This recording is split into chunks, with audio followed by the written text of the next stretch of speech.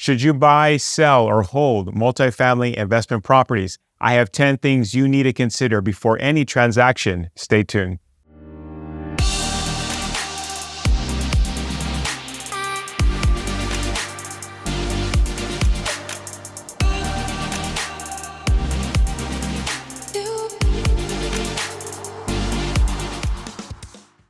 Hi, this is Kris German, and welcome back to the Apartment Dealer Show. Now, whether you look to buy, sell, or hold multifamily investment real estate, I have 10 things you need to consider before any transaction or before you say no to any transaction.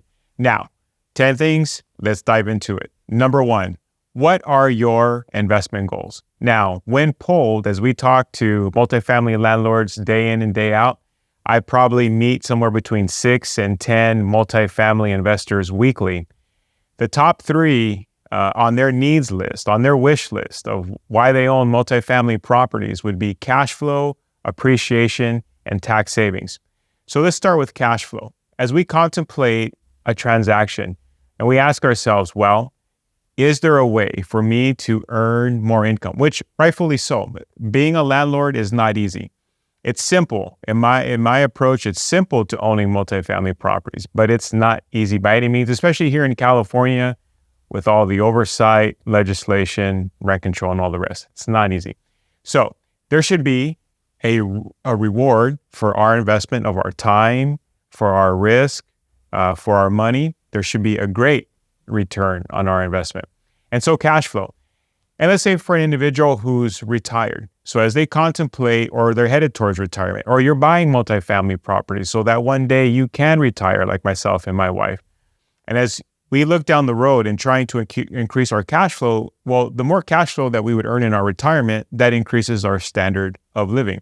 So as we contemplate that, we have to ask ourselves, what would more income mean to us in our later years of life? Not just the fact of how much could we increase our income, but if we increased our income, what would that really mean? Does that give us a greater sense of financial security? Does that allow us to take better vacations? Does that allow us to afford that much more wealth to the next generation behind us? Now, if we're looking at appreciation, we're concerned with the rate at which our money grows. One city appreciates greater than another, and you could have two cities side by side, especially now here in California. One city might have their own individual rent control ordinance, and the city next door has none. What comes to mind is, let's say you own in East Los Angeles. East Los Angeles is covered by the unincorporated rent control ordinance. You go one city over, say to the east, Montebello, or you head south into Commerce, or continue further south along the 710. Most of these cities do not have their own rent control ordinance. So by owning these other cities, because you can raise your rental rates at a greater amount, that means your property is going to appreciate that much quicker. So appreciation, is that amongst your needs list, your wish list? These are things we need to consider of, is the property that I own positioned for appreciation? And then tax savings.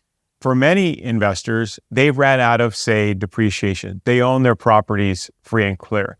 And free and clear is a great position to be in, except if you've run out of depreciation and you have no interest to write off from a loan, guess what?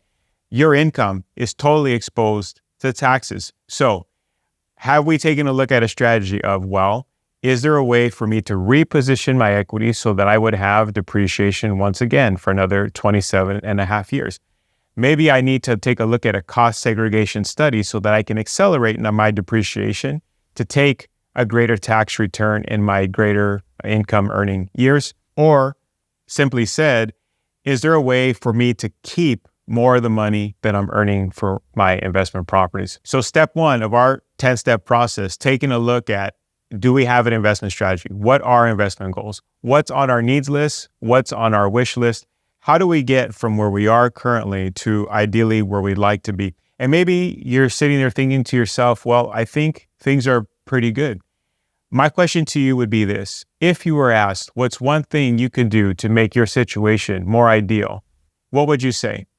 How would you answer that question? And ponder that for a moment. And whatever that void is there something that can be done today that your future self will thank you for having made those decisions today. Step number 2, we need to review the performance of our property or properties. We need to do an equity analysis. How is our current property performing? Now, it is not enough to simply say, well, Kris, I know more income is coming in than is going out in terms of expenses and so forth, so I'm in a good position. Well, yes, true. We don't want to be in the red, good starting place. But if I asked you today, point blank, what is your current rate of return on equity? Do you know that answer? Now, for many investors that we meet with and consult with and that we help through real estate transactions, when we first meet, their average rate of return is somewhere between 2 to 4% rate of return on their equity. And for many of you, you're thinking, well, gosh, that sounds kind of dismal. I can tell you that having now done this for about 18 years, more times than not, an investor's rate of return on equity typically is between 2 to 4%. My question for you is this: if your money manager was performing at a 4% rate of return, would you be satisfied? I would venture to guess that most of you are looking for at least a 5, 6, 7% rate of return on your money, if not greater. Yet, for many landlords, and I would argue it's because they've never done an equity analysis, they're sitting at between 2 to 4%. So, number one, we need to take a look at an analysis of the current financial performance of our properties. Once we've ascertained how our property currently is performing, through that analysis, that'll tell us, well, how much equity is at our disposal. And we do this for landlords day in, day out. It's much of the work that we do here at the Apartment Dealer. Once we've helped a client ascertain how much equity is at their disposal, in other words, how much their property is worth, then the next step is to say, okay, well, if we hypothetically took that equity and put it into the marketplace and we looked at other assets, whether that be other multifamily property investments, maybe that'd be alternative investment options that are available, could we increase our rate of return? Now, again, this goes back to step 1, our needs list and our wish list. Is cash flow amongst, in your hierarchy, is it number 1? Well, then we're looking for an opportunity of, can we increase that rate of return?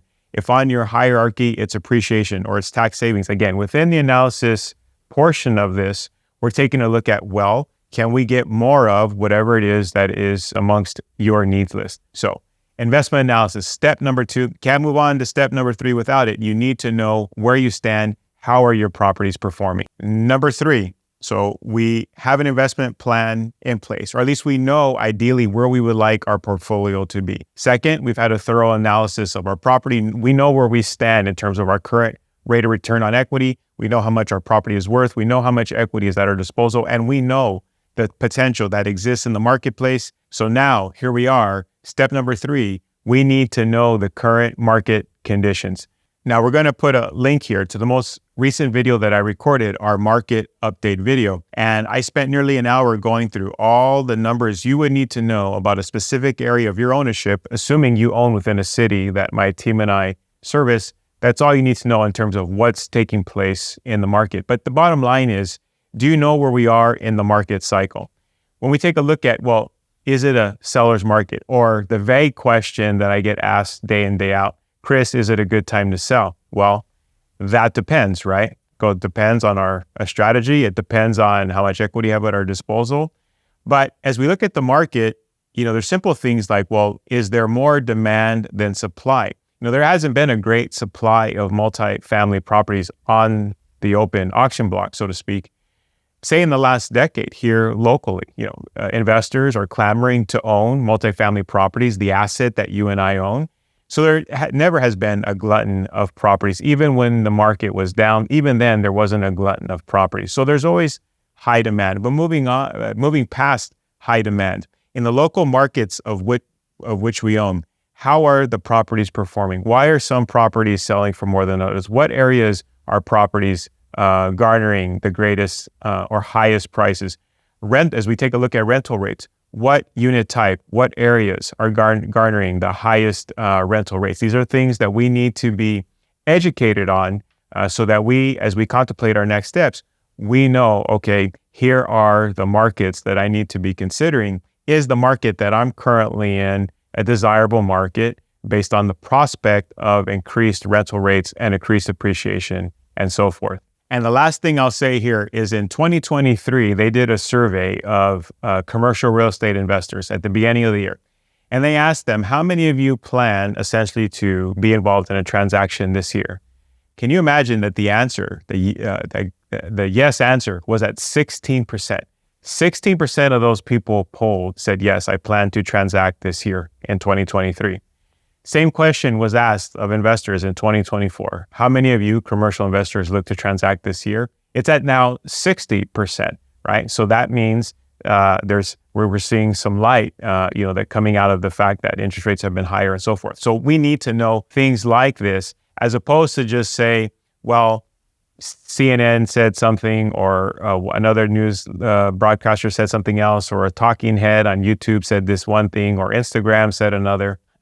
What's the reality in your marketplace? You need to have the facts and figures so you know what the market conditions are so that you can continue on through this 10-step process of understanding, is now a good time to transact? Should I transact at all? The fourth thing we need to contemplate as we look at our real estate portfolio potential transaction is interest rates. Simply said, do we know what banks are offering the best terms and what are their requirements? Now, you could walk into a local bank or even talk with the previous individual you may have got financing from and see what they have available. But the reality of it is the last 3 to 4 years, we've seen some of those banks that previously were very involved in commercial financing essentially leave the market, and new banks, credit unions and others come into the marketplace that were not here only a few years ago. And how would we know? How could you and I essentially go to 10, 15, 20 banks and then compare? You need a trusted advisor in this area. So we're going to put a link here, and that's going to share with you where are interest rates, what are the current dynamics concerning commercial financing, and where do we look for interest rates to go from here. Also, under this banner of commercial financing, what about your current loans? Were they previously fixed at a very desirable low interest rate, and now are they becoming adjustable? Are you potentially going from a 3.5% interest rate to now, say, a 7% interest rate? More and more investors that I'm speaking with have now come to this adjustment period, and we're seeing some pretty high interest rates that they're paying on the money. So you need to know, well, how does that affect your bottom line? How does that affect your cash flow? It's not enough to say, well, even with the increased interest rate, I'm still positive cash flow. But again, by how much? What's your rate of return? Do we need to consider to do something here, either with the loan, with the property, with both, in order to make this more financially sound for you, this much more financially rewarding? Keep in mind, for every 1% that interest rates increase, it affects your net income by as much as 15%. That's a huge amount. So we do not need interest rates to climb by 3, 4, 5, 10% and then say, okay, now that's that's really going to affect cash flow. No, for every 1%, 15% hit on net income. We need to be aware of what's going on with commercial financing. As we contemplate our next purchase, we need to know, okay, what bank, what rate, what requirements, so that we're in a good position to make an informed decision. Fifth question we need to ask ourselves is, well, if we look to transact, are we going to trigger any tax implications? Now, for those of you that will look to sell an investment property to purchase another, if we roll over all our net proceeds, that would be a 1031 exchange, and we should not pay any capital gains tax or any tax of any sort along the way if it's done correctly. And there's rules to the 1031 exchange, and we need to be informed and be working with an advisor that understands this, but there should be no taxes along the way. But for those of you who may be looking to sell and exit real estate, you begin to ponder, do I still want to be a landlord? Do I like the time involved? Do I like the risk involved? Do I like California politics? Do I like rent control and all the rest? Maybe not. Maybe it's become too burdensome and you've began to think maybe I should just sell and cash out. Well, the question is, what will you do with the money? Many of you, you're talking about you have $500,000, $1 million, $2 million, $3 million or more dollars in equity. Well, if I had to do that money today, would you know what to do with it? If you simply put it in the bank, yes, interest rates are up today, but things fluctuate. But is that the best approach? Because you're looking at capital gains tax, you'll have to pay depreciation recapture. Do we even know how much that would be? That's a conversation we would need to have with our financial advisor, our tax consultant, to understand what are the ramifications if we were to sell and what we call cash out, meaning sell and not move the equity into any other form of real estate. We need to understand what would be the financial tax consequences. Here is where I'll share that if you're done being a landlord and you no longer want the risk and the headaches and the time involved and so forth, but you're also not excited about the capital gains tax potentially that you may pay, and you still would like a monthly income, then you may want to sell and provide private seller financing to the end buyer. And I'll provide a link here to what we call Pillar 3, Prepare for Tomorrow. It's all the work that we, or the education, I would say, that we use to share with our clients that are in this phase of their life, more so in their golden years, as they begin to contemplate what's the exit strategy, as they're considering what are my tax implications. Seller financing, this is a situation that does not do away with your capital gains tax altogether, but it does mitigate it for a period of time. And you're able to earn a monthly income, depending on how long you were to provide private financing to the end buyer. And I'll point you to that video. I lay out what is seller financing, how does it function, pros and cons, and I think you'll find that informative. But it is one thing to consider alongside of, well, if I'm going to sell and I'm looking at capital gains tax, maybe it's a good alternative. The sixth component here that we need to consider is alternative investment strategies. Maybe we like to transact for many different reasons. As we've gone through the first 5 steps here, you began to say, you know what? Yes, I'm not ideally where I'd like to be financially with my properties, but I'm not excited, let's say, about expanding into multifamily for one or another reason. Well, what are the alternatives available to you?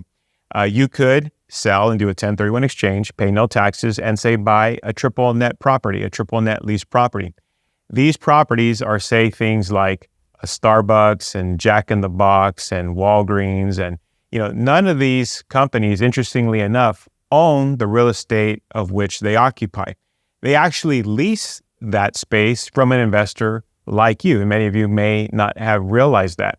So you as an investor can buy, let's use Starbucks for an example. Starbucks as the tenant in a triple net lease property is responsible for the property taxes, the property insurance, the maintenance and upkeep of the property. So you, as the owner, essentially have no expense other than, say, a mortgage payment if you took on debt to purchase the property, but there's not much expense outside of that. So that would be a situation where you have monthly income, you have the benefits of real estate ownership, appreciation, a growth in the value of your money, depreciation, tax write-off, and monthly cash flow. Now, if you wouldn't feel comfortable, say, dealing with a big corporate entity like the ones that I mentioned, or just wouldn't feel comfortable to own one specific location, because the question becomes, well, what if they close their location? As great as Starbucks is today, or Walgreens, or any of the others, they may close a location. Do I want to put all my eggs in one basket? Well, then you could look at something like a DST. We'll put another link here for the interview that I did with Warren Thomas, who's the president of JRW, and they coordinate DST investments. So you as the investor could sell and invest into a DST. And by doing so, rather than just owning one location, which was a triple net lease property, you would own, say, 8, 10, 12, or a fractional ownership of 8 to 12 different triple net lease properties. And they might consist of things like your Starbucks, or like your Dollar General, or like your John Deere tractor site, or things like this.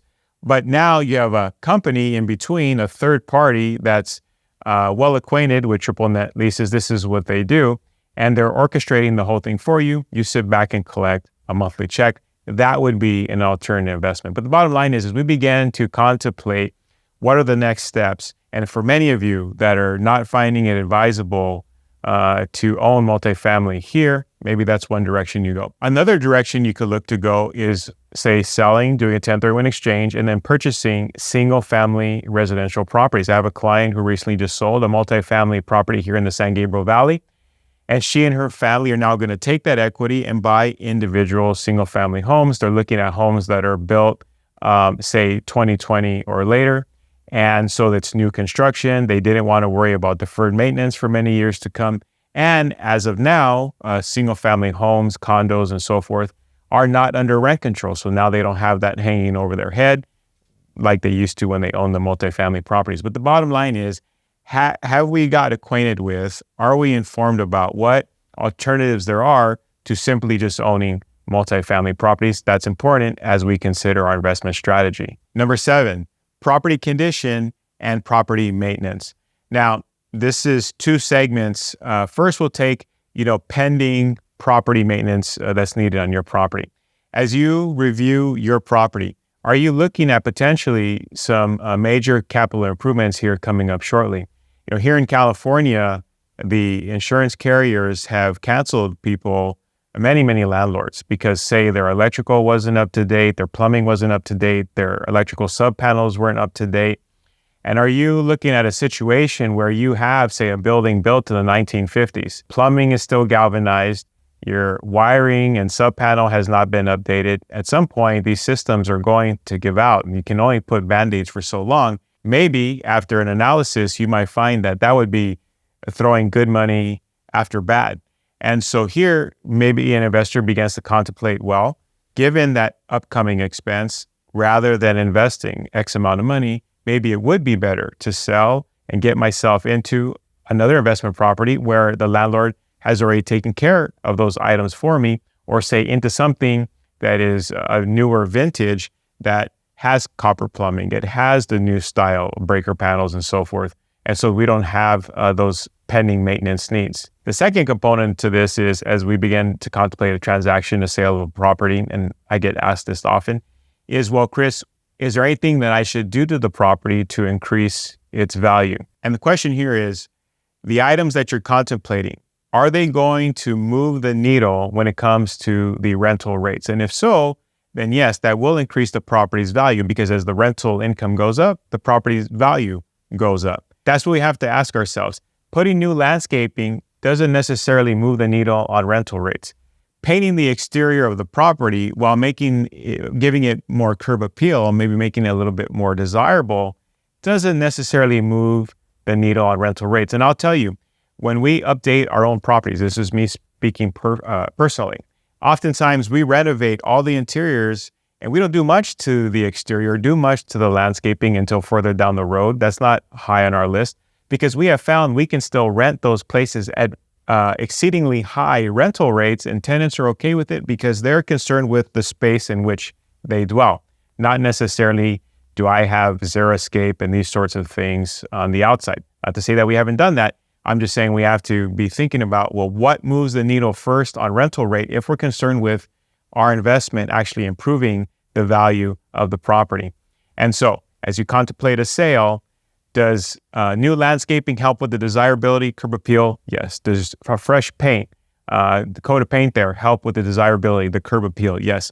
Is it going to move the value of the property hundreds of thousands of dollars alone? No. But can you make capital improvements to the property that will move the rental rates? And that's something that we need to consider that would impact the amount of equity that you have in that property. Number 8, politics and local rent control. For many of you, you may not realize it, but the city in which you own might have its own independent rent control ordinance outside of what is the statewide rent control.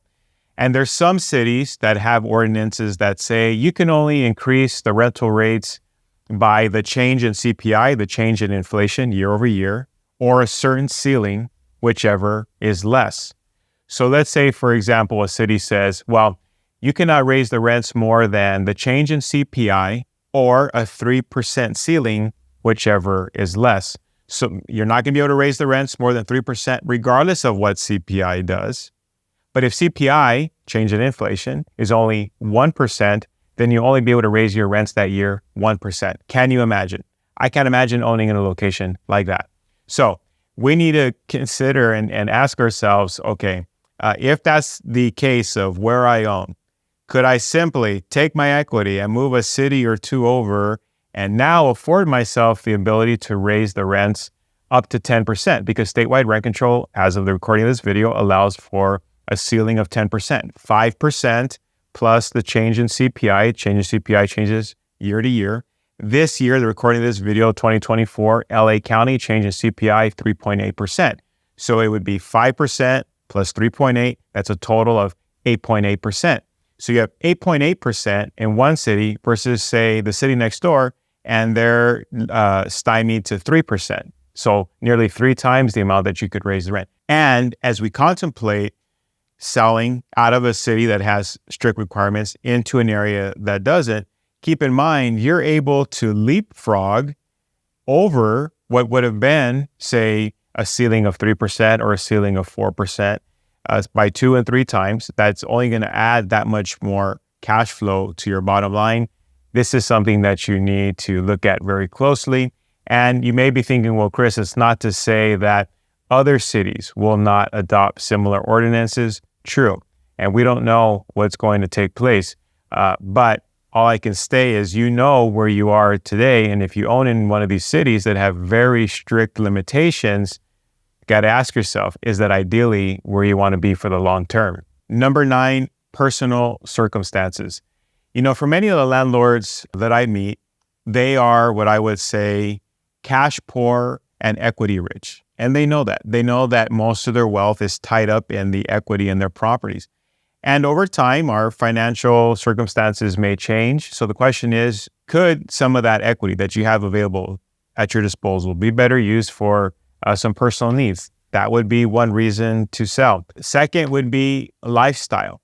You know, I can't tell you how many investors that I've met, landlords, that have said something to the effect of, Kris, you know, we'd like to take more vacations or longer vacations, but we just can't be away from the properties that long because lo and behold, we go on vacation and we get calls on maintenance needs, and then we feel helpless because we're not close to the property. So individuals are looking for lifestyle. They're ready to ride off into the sunset. They don't want their properties hampering, you know, what it is that they do in the years of retirement. That's a consideration for some. Many are risk adverse. They're looking down the barrel of increased legislation. Just this year alone, we have about 14 new laws that have been passed that impact multifamily ownership. None of them are in the favor of a landlord. And so for those individuals that are risk adverse are saying, you know what, this is not what I signed up for. You know, 20, 30 years ago, it was a much different story owning multifamily properties. For them, you know, they may be looking to sell. That's a change in personal circumstances. For others, they may be looking at the next generation. I think it easily can be said that the next generation behind you is going to need more money in their lifetime than you've needed in yours to create the same standard of living as you look at the cost of things. So what moves can we make with the portfolio today that will impact the children? That's something to consider, is the next generation. Is there a way to structure the portfolio now to prevent arguments, misunderstandings that could come down the pike here? And number 10, who do you hire to help you through the transaction process? Now, having helped many, many landlords buy and sell investment property, I've been involved in more than 400 multifamily transactions as the recording of this video, and I hope that only continues, that number continues to go up. But I have a few things to say about this, of course. First, I would say that agent, broker, are they your trusted advisor? Are they your advocate? Do they look at this from the vantage point of what's in the best interest for you? All will say that they do, but you know in your gut whether that's the truth. Maybe you say, well, I'm not sure. You know, there's a plethora of brokers to choose from. I'm receiving postcards from various brokers. I'm receiving letters in the mail from different brokers saying they all have a cash buyer that's going to buy the property as is, no questions asked, no commission. How would I know that you got that letter? Because that's a marketing ploy of many agents, and nothing against that. But the bottom line here is, if you're trying to look for telltale signs, are they my trusted advisor? Are they my true advocate? Let's go back to step number 1 and step number 2. Did they have a serious conversation about your investment goals? Did they ask those pointed questions to see what's most meaningful to you as an investor? Or was the whole conversation about how much the property is worth and you should really sell today because after all, interest rates are high, or because this thing or that thing or the other? Did the conversation begin with your investment goals? Second, did they prepare a thorough equity analysis to share with you, look, here is how your current property is performing, return on equity. Here are the options available to you based upon your predetermined goals. And did they outline for you a clear path that seemed simple and simplistic, and you could understand it on how they would get you from A to B? I think that's the first thing that we're looking here for. Second, I would say, are they educated themselves? You'd be surprised how many agents that I get calls from, and they'll call because they have a buyer for a property that I have listed for a client. And when I advise them, or our marketing material advised them that, say, there's a local rent control, they had no idea. Yet they were looking in that city for their client, not knowing, had I not said anything, being the agent on the other side, they would have put their buyer into a city, not knowing what the local rent control ordinance is. So are they educated? That's right now, that's the talking point of today is rent control. But really, there's other things to consider here. Essentially, could they speak to the previous 9 points that we've outlined here in this video? Are they educated? Here, you might even add, are they an investor themselves? And that may seem unfair on its face. Obviously, I haven't always owned multifamily properties myself when I first got started in the business. But now that I've been an owner for some time, I understand when I tell my client, you should sell this particular property and buy, say, this larger property, I understand what I'm asking them to undertake. I understand what it is, the increase in the workload. I understand what it is to lease units. I understand what it is to deal with tradesmen and all the rest. I understand what I'm asking them to undertake. Does your trusted advisor understand what they're asking you to undertake when they have certain suggestions for you? Do they have a track record behind whatever those suggestions are? And speaking about track record, what is their track record? Are they a specialist in the product type of which you own? Here again, I must say that, and I'm not picking on anyone, but just this week, there was a property that came up for sale in the city of Southgate. This is one of the cities that we work with clients, with investors. And that agent was a residential agent, meaning they didn't specialize in multifamily properties like my team and I do. They had the property listed under value. The property was definitely worth more than what they had listed it for. And I had a client who wrote an offer on that property, all cash offer, at a very strong buyer. The agent told me they were in receipt of multiple offers, and we were amongst the top 5, is what he shared with me. Well, being amongst the top 5, we never heard a word again. I had to inquire again, and lo and behold, they had accepted another offer. That's not how you get the highest price for your client, the seller. Had I been in their shoes, there's a way of which we would have used, say, those top 5 offers to only continue to increase the price, and we would have gotten a much different result. But because they treated it like selling a single-family residence, their client is the one that's going to get hurt. And I'm sure their client doesn't even understand this. But again, do they have a track record? Are they a specialist in the product type of which you own? Of course, here we also need to discuss marketing. The days of old are gone when you could simply put a property on the multiple listing service or say on LoopNet and it sell overnight.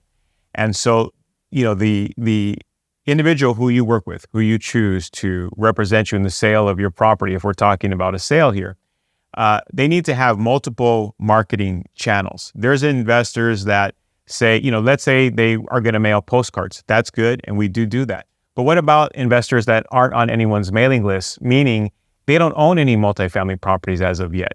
They have money and they're ready to buy and they're looking, but they're not on anyone's mail list. So they're not going to receive that postcard. Matter of fact, they don't even have an agent who's searching for them daily. They're doing the search on their own. Well, how do you reach these individuals? So you need a multifaceted approach. It needs to be comprised of both direct mail, email, and social media presence in order to make sure you're reaching anyone and everyone that would have interest in your property so that you can procure that many more offers. And the more offers that you procure, it's going to end up in a better price for you. And you want to end up in a position where you as the seller just stand back and you have 3 or 4 buyers duking it out for your property, which means a more favorable price and terms for you. So marketing, is it multifaceted? Are they using modern technology not just MLS and LoopNet and what have you. And is the marketing of high quality? Of course, it needs to be said that there's high commissions available here at stake. So the agents should be putting a good amount of investment into the marketing behind your property to get that property sold. And so between the quality, how many channels of marketing do they have? Is it current, technology-based? These are questions that you need to have answered. And lastly, do you feel like you can trust that individual, start to finish, that you're going to end up with the result that you're looking for? That's the bottom line. Do you feel like you can trust that individual based upon their experience, their track record, what they've advised you in thus far, how they've gone about the process to thoroughly analyze your situation? Are they the right individual for you? So here's a synopsis. We have to be goal-oriented. What is our investment strategy? What's our need list? What's on our needs list? What's on our wish list? How do we get from here to there? Well, that then comes into a thorough analysis. Have we had a thorough analysis of our current position to know what are the best options for us? This is not a question of, do I feel like selling? That's a component of it. But have we had a thorough analysis, not just a bunch of sales talk, but do we know, okay, here's where I am, potentially here's where I could be, and that is ideally aligned with the goals that I have for myself. So we devised our game plan. We have our trusted advisor that we've locked arms with, that we feel that we can trust to get us from where we are to where we like to be. And it's a very predictable path, a clear path, a simple path to get us there. That's how we move on with our transactions for the year. I hope you found this video informative. I hope that it's helpful along your path of building your financial legacy in multifamily real estate. Share a comment with us. What do you think about this content? Be sure to subscribe to our channel. And if you own in the geographical areas that my team and I service, please reach out. I'd be happy to share my thoughts on your strategy, my thoughts on your current situation. We have helped many, many investors from all walks of life with all different needs and goals. And again, I'd be happy to assist. Kris German from The Apartment Dealer, wishing you positive cash flow, tenants who behave, and much protection from Uncle Sam. Till next time.